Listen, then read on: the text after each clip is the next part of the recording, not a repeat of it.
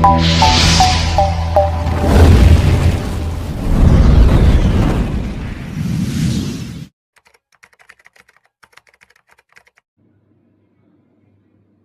తెలంగాణ ముఖ్యమంత్రి రేవంత్ రెడ్డి గారికి నా ఒక నివేదిక.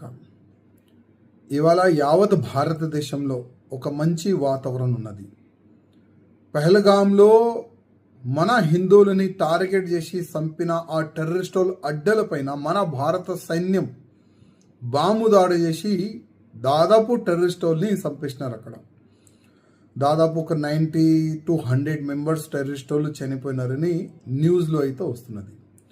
అదేవిధంగా ప్రతి ఒక్క స్టేట్లో రోహింగ్యా వాళ్ళపైన కానీ, బంగ్లాదేశ్ వాళ్ళపైన కానీ, పాకిస్తాన్ వాళ్ళపైన కానీ ఎంతమంది ఉన్నారు, ప్రతి ఒక్క స్టేట్లో డాటా తీసుకొని ఎక్కడో అక్కడ వెళ్ళిపోవాలని ఒక వార్నింగ్ అయితే వచ్చింది.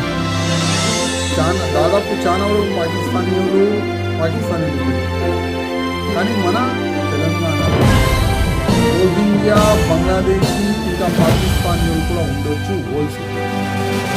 కొంతమంది రాజకీయ నేతలు ఉన్నారు, ఇవాళ భారతదేశం జిందాబాద్ అని చెప్తున్నారు, కానీ వాళ్ళే ఓట్ బ్యాంక్గా వాళ్ళకి వాడుతున్నారు. 15,000 to 20,000 రోహింగ్యా, బంగ్లాదేశీలు ఓల్ సిటీ హైదరాబాద్ పార్లమెంట్లో రాస్తుంది.